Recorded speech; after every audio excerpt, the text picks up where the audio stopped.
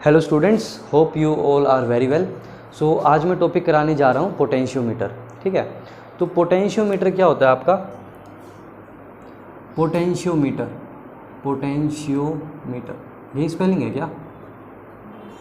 Potentiometer तो metre जो नापने के काम आए, पोटेंशियल को जो नापने के काम आए, पोटेंशियल को जो नापने के काम आए उसे हम बोलते हैं पोटेंशियोमीटर। ठीक है, the one which can measure the potential difference. अब क्वेश्चन ये उठता है कि हम वोल्ट मीटर भी तो यूज़ कर सकते हैं, but then also we use a potentiometer. इसका रीज़न क्या होता है? एक तो ये काफ़ी एक्यूरेट होता है, ये एक्यूरेट होता है। इसके कुछ और भी यूजेज हैं, जैसे ये किसी सेल का ईएमएफ भी बता सकता है, ये दो ईएमएफ को कंपेयर भी कर सकता है। कैसे करता है ये हम डायग्राम के थ्रू समझेंगे। ये किसी ईएमएफ का इंटरनल रेजिस्टेंस क्या है, ये वो भी बता सकता है। ठीक है, अब एक बात है कि पोटेंशियोमीटर हमने इतना नहीं सुना हुआ, लेकिन वोल्ट मीटर हमने बहुत ज़्यादा सुना हुआ है और हम ज़्यादातर वोल्ट मीटर ही यूज़ करते हैं। ठीक है, इसका रीज़न है कि ये कन्वीनियंट है यूज़ करने के लिए, पोटेंशियोमीटर उतना कन्वीनियंट नहीं है, ये काफ़ी बल्कि होता है, बड़ा होता है। लेकिन जहाँ हमें एक्यूरेसी की ज़रूरत होती है वहाँ हम पोटेंशियोमीटर की यूज़ करते हैं, और जहाँ हमें नॉर्मल रीडिंग लेनी होती है वहाँ हम वोल्ट मीटर का यूज़ करते हैं। ठीक है, तो अब हम इसका कंस्ट्रक्शन को समझते हैं कि इसका कंस्ट्रक्शन किस तरह से है। तो ये जो स्टार्टिंग के पेजेस है ये मैं आपको व्हाट्सएप कर दूँगा या नोट्स लिंक में डाल देंगे, और फिर हम इसका कंस्ट्रक्शन समझते हैं। सो इसमें क्या होता है, देखो ये मैंने एक सिंपल पोटेंशियोमीटर बनाया है। इसमें ये आपकी बैटरी है और यहाँ पर एक वायर है, ये A to B एक वायर है। तो जो पोटेंशियल ड्रॉप यहाँ पर है वही पोटेंशियल ड्रॉप यहाँ पर होगा। ठीक है, हम ये मान रहे हैं कि रेसिस्टेंस अभी हमने लगाया नहीं है। ठीक है, तो यहाँ पर भी V है और यहाँ पर भी पोटेंशियल ड्रॉप V है। ये पोटेंशियल ड्रॉप V है L लेंथ के लिए, मतलब लेंथ L है तब हमें पोटेंशियल ड्रॉप V मिल गया। जब लेंथ 1 होगी तो हमारा पोटेंशियल ड्रॉप V/L होगा।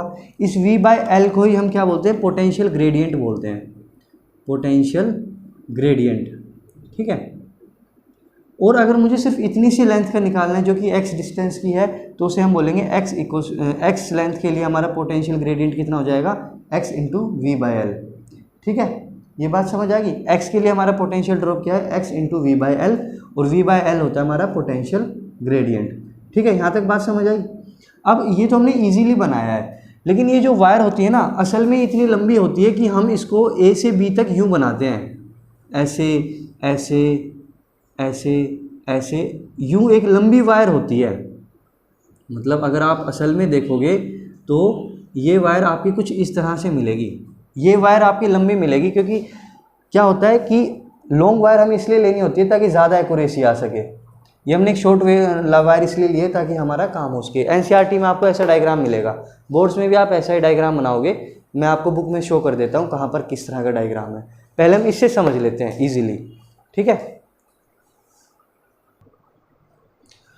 सो ये डायग्राम मैं आपको समझा देता हूँ। ये पहला यूज़ है पोटेंशियोमीटर का, पहला यूज़ है। इसमें क्या होता है तुम्हारा, हम मेजर कर रहे हैं ईएमएफ, एक सेल के ईएमएफ को, मतलब कि हमें इसका ईएमएफ बताना है कि ये कितना है। ठीक है, हमें ये पता करना है। तो हमें ये पता है ये V है, तो ये पूरा V हो गया।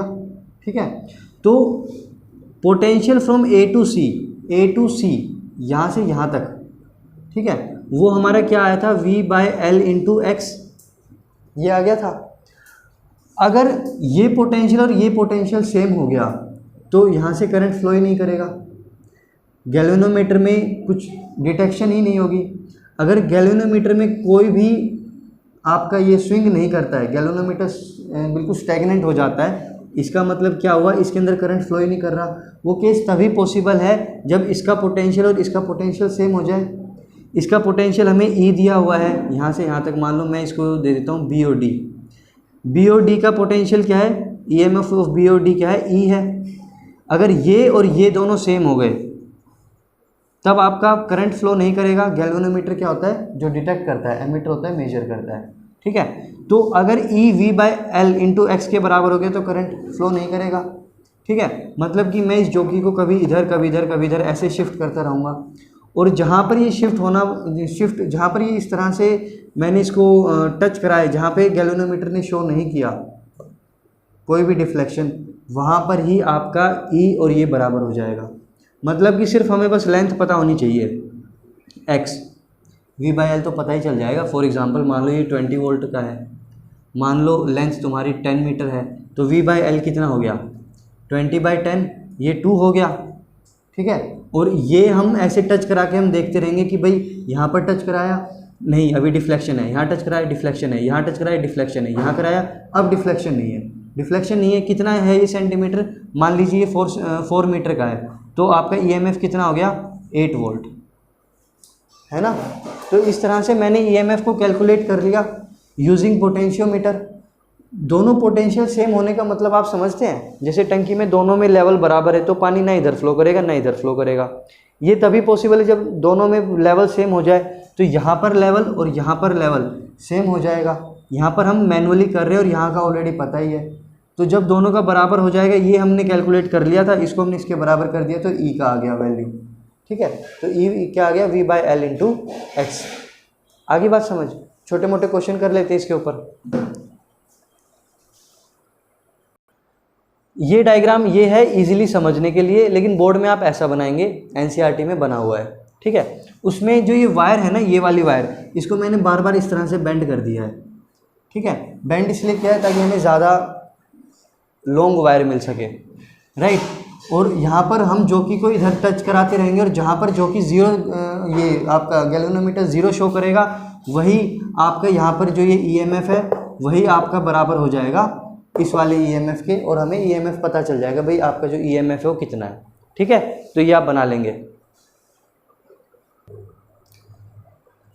ये मैं टॉपिक कंटिन्यू कर रहा हूँ कि comparison of the EMF of 2 cells. तो उसमें डायग्राम वही है, बस यहाँ पर हम 2 सेल ले लेंगे, ठीक है। उस वाले डायग्राम में नीचे वाली चीज़ नहीं थी, ठीक है, ध्यान से समझो भाई।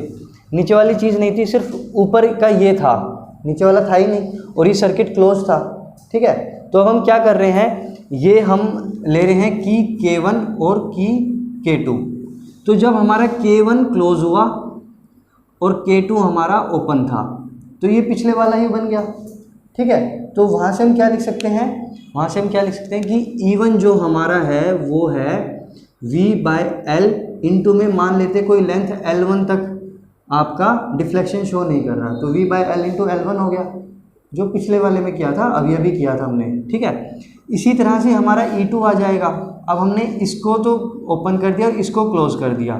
इसमें हमने क्या किया, ये मैं मिटा देता हूँ, गैल्वेनोमीटर मिटा देता हूँ।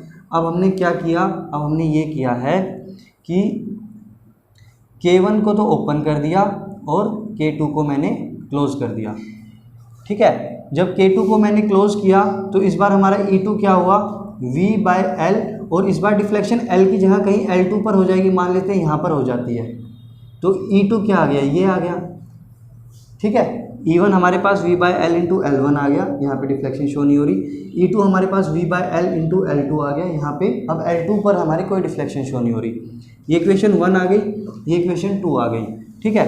1 को 2 से हम डिवाइड कर देते हैं, तो क्या आएगा E1 by E2 equals to V by L into में L1 अपॉन में V बाय L इंटू में L2। ये दोनों आपस में कट जाएंगे, तो हमारे पास फाइनल आंसर क्या आ गया, E1 by E2 equals to L1 bye L2, ठीक है।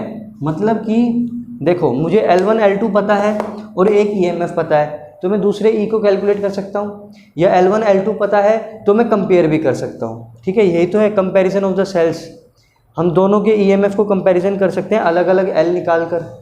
तो ये आपका फॉर्मूला बन गया। इसके ऊपर हम 1-2 क्वेश्चन करते हैं, और यही एनसीईआरटी में आप एक डायग्राम में दिया हुआ है, वही आप जैसे मैंने यहाँ पे बनाया था ना, इस तरह से बनाओगे और यहाँ पर 2 सेल्स पुट कर दोगे और 2 की पुट कर दोगे, ठीक है। वो भी मैं बना के दिखा देता हूँ आपको। देखो ये मैंने बोर्ड का डायग्राम बनाया है, जो बोर्ड में आप बनाओगे, इसमें हम कुछ इस तरह से बनाएंगे और बीच बीच में मेटालिक प्लेट्स भी डाल देंगे यहाँ पे, यहाँ पे। ये आपके एनसीईआरटी में गिवन है, पेज नंबर बता देना भाई, पेज नंबर 122 पर गिवन है, ठीक है। और यहाँ पर हमारे पास 2 सेल्स है, E1 K1 की है, E2 है K2 की है। एक बार जब ये कनेक्ट करेंगे तो जो कि मान लो हम यहाँ पर कनेक्ट कर रहे हैं, एक बार कनेक्ट करेंगे तो हो सकता है जो कि हमें कुछ यहाँ पर कनेक्ट करनी पड़े, सॉरी मान लीजिए यहाँ पर कनेक्ट करनी पड़े, तो L1 L2 आ जाएगा। तो E1/E2 इक्वल्स टू L1/L2। तो बोर्ड में आएगा तो आप इस तरह से सोल्व करेंगे, ठीक है। ये आपको सिंपली समझाने के लिए। आगे बात समझ, अब क्वेश्चंस करते हैं, नेक्स्ट वीडियो में बताएंगे फिर।